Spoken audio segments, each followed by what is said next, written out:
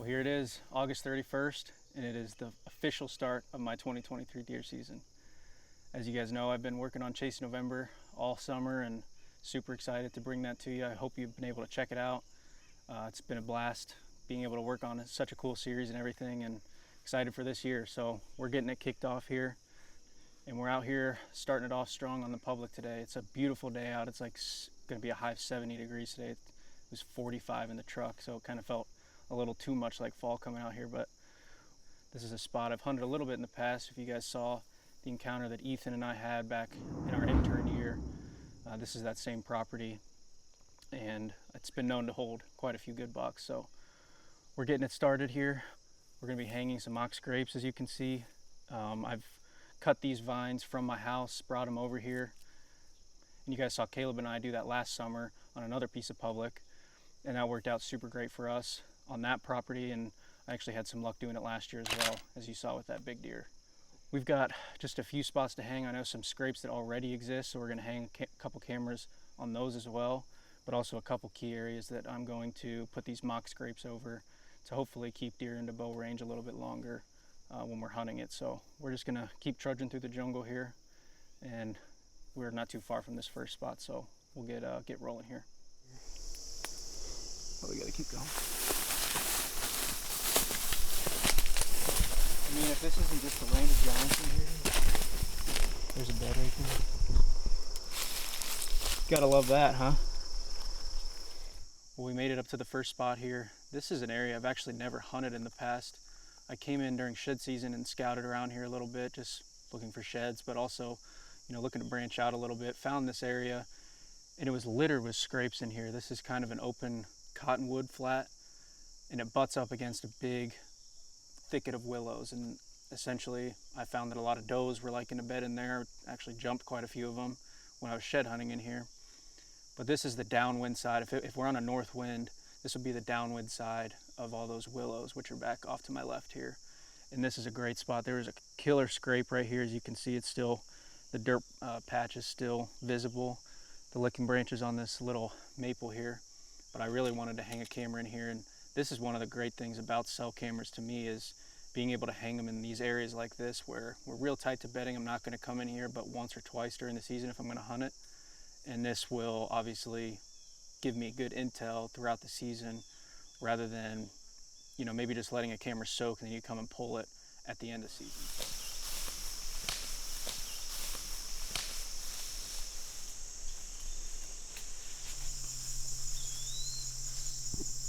We're at spot number 2 now, and this is an area I've wanted to hunt for a couple years, since we originally found this area back when I was an intern, like I mentioned earlier. Over my left shoulder, there's a big bedding area. As you can see kind of back in the background there's quite a bit of willows, a big willow thicket, and more that goes further off out in front of me there. And there was a natural scrape on this little oak tree up here last year, and I decided to go ahead and add a vine to it as well, just to make it a little bit more enticing. Got quite a few pictures on it last year, including one that we call the Bladed 8. He was actually one we had on camera my intern year. Never saw him or anything, but we got pictures of him last year as well. He went downhill a little bit, but added a lot of cool character to his rack and everything. Just a really cool mature buck. But if we were to hunt this spot, it would probably be right here where I'm standing on the ground. There's this big down log, as you can see, and it's kind of propped up as it gets further over here into the brush. And so if we kind of sat right here on the edge of it, we'd have plenty of front cover to block any sort of deer coming from out in front of us. Now they could come really from anywhere, because the problem with this area is it's all bedding, and so they can technically come from anywhere. But with a good southwest wind blowing just straight away, going that way, back behind the camera, this is a killer little spot. So we may hunt it. I've always wanted to. Like I said, I've known about it for a couple of years now, scouted it a while ago. May end up hunting it this year in the fall, so looking forward to this one. We're just going to get a cutty back hung up here, and probably one of these vines as well, and then keep moving.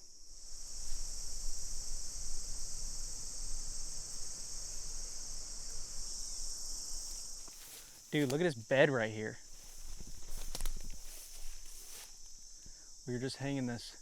We hung that second camera down the way about 50-60 yards, walked down this edge of this willow thicket, found an awesome scrape right here on this little black oak, We just finished setting it up, and there's this real big bed right here. He's been clearly bedding in here a bunch, but you can see he's just been sitting here munching on acorns. There's just acorn shells in the bed. And then he probably gets up, hits that scrape. There's some fresh buck poop right there. And then he's just doing whatever, so that's pretty cool. Obviously, more of a summer pattern type deal, but hopefully we can figure out what buck that is. That'd be pretty neat.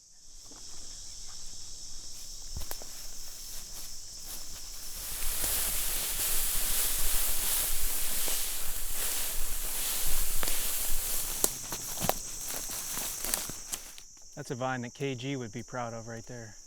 Mr. Griner, he's the vine scrape master. He'd love that one.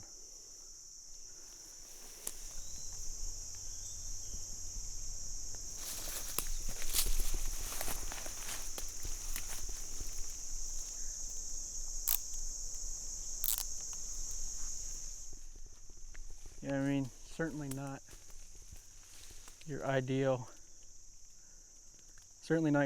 vine or position, but it is on that trail, which is essentially where we had it last year.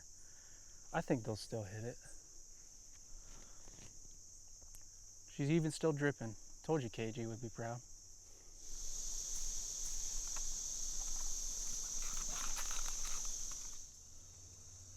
These ones have these new and improved straps with the little buckle. These are a lot nicer. Just a funky spot.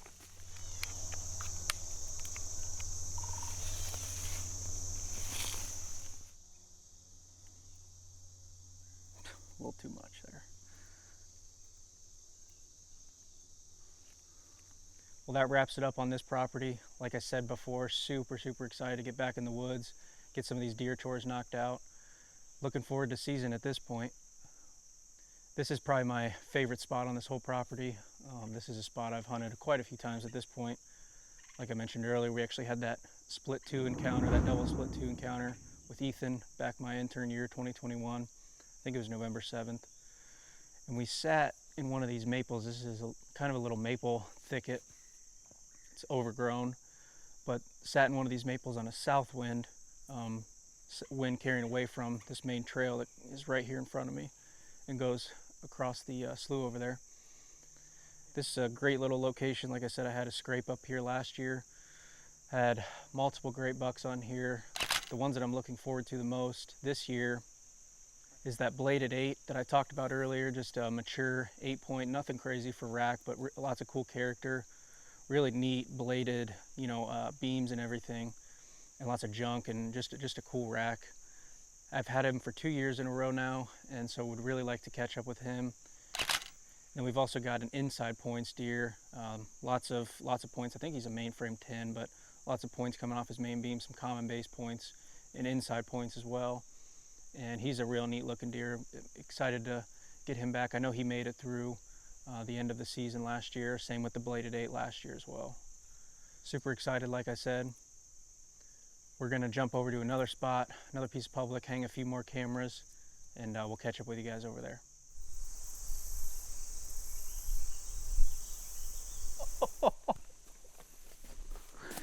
Bro. Did you see it? I saw it just a second. Like you saw a rack though? I saw the back. I saw the right side. Well, we were just sitting here talking about carp fishing, actually. We're sitting here by the slough. There's lots of fish jumping and whatever. Getting ready to head out of here. And I just see rack jump up out of this canary grass right here. He's clearly bedded right along the edge. Probably watching this opening or whatever. And it's just an absolute giant. He looked like a mainframe 8 potentially. Real long beams and tall tines. And a couple little stickers off of him. I mean, he wouldn't be 70 yards from the crossing, so that was pretty hype. I mean, he was an absolute giant. I'm probably over exaggerating because I get fired up, but that was a big deer, so I would definitely shoot that deer. I mean, that's exciting. Hopefully we get him on camera. Can't imagine he's maybe coming this way that often, but you never know, so that's exciting though. I don't know what deer that would be, but solid buck. So I mean, the height on it. let's go.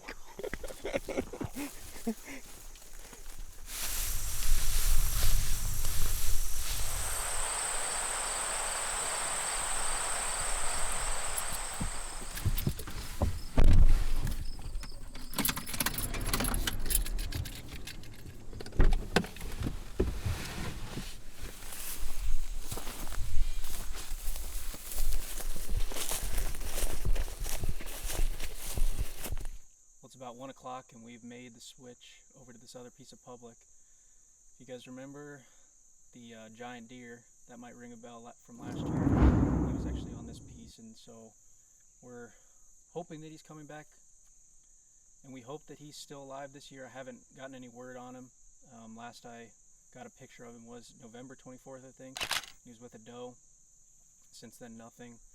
And so we're just gonna kind of operate under the assumption that he's still alive and basically plan for that. So we're out on this piece, like I said, and we're actually at a different location than where I encountered him. That's maybe 300 yards back behind me. And this spot's a great little spot for the fact that it's an inside corner. There's a CRP field off in front of me, and it's pretty tall. It's pretty nice looking CRP. I think that quite a few deer bed out in it, and so between being able to watch them potentially stand up and also have the potential to call them in, things like that, but also them working this timber inside of the timber and hugging around this corner. There's plenty of trails going with the timber line this way, and I'm sure that there's plenty back behind me. Back behind me though, unfortunately, is the private, and so we're kind of in a weird situation here where there's not a great tree. There's a couple that potentially could work, but nothing that really just like sticks out to you. And so we're looking for that spot, maybe even multiple spots. The nice thing is this could potentially set up for both south wind and north wind options. Hopefully hang a mock scrape right here. I'm thinking right underneath this hackberry tree. But there's a locust in front of me, there's a hackberry to my right that could potentially be good for those more south wind spots, and then a telephone pole, it looks like an ash tree back behind me that could be good for more of a north wind spot. So we're going to kind of look around, set this mock scrape up, and a camera as well, of course, and see if we can't start getting some of these bucks back. Like I mentioned earlier, these river bottoms generally see a lot more activity once crops come out, and so hopefully there's a couple living in here, and hopefully that just continues to pick up as we get closer and closer to the fall. So we're going to get to work here and see if we can't find a good spot.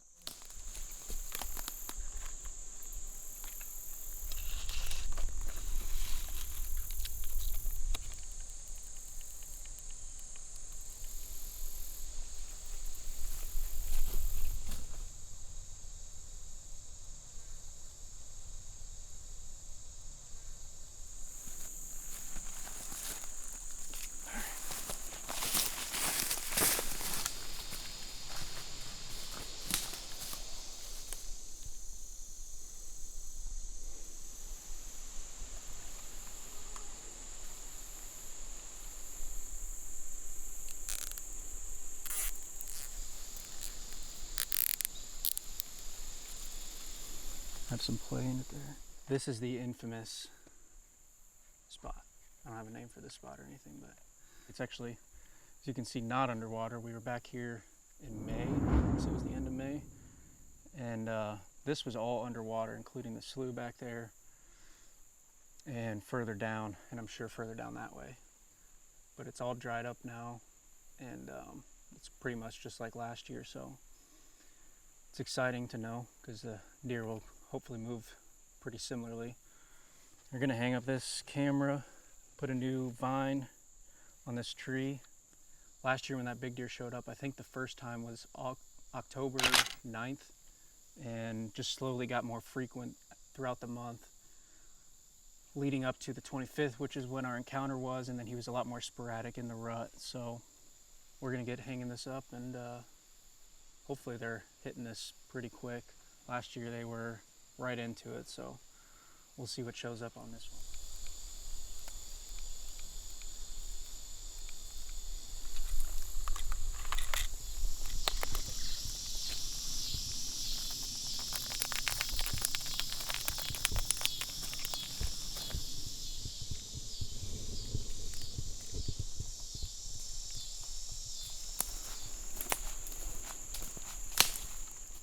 it's been a productive day so far. I think we've got 7 cameras hung up total, 7 of those Trax cameras, and they're in some really great spots. I'm feeling really good. I can't wait for the pictures to start rolling in, and hopefully we get some good deer to show you guys. You guys saw back at the first place, we actually jumped a really nice buck. It was a buck I didn't really recognize. I mean, of course, it was pretty quick seeing him, but he looked great. He was a big, tall 8-pointer, and just a great looking buck. So hopefully he shows up on camera soon. So we're super excited for it. These next 2 weeks, I'm going to be out doing an elk trip, doing some filming, and I'm super excited for that. Super excited to see some elk, hear some bugles, and see some great country. So at this point, these public spots, I'm going to just stay out of them, let the cell cams do their work, and that's one of my favorite parts about them, is just getting real-time data without being intrusive. So looking forward to that. Looking forward to see what shows up here, and we'll catch you guys on the next one.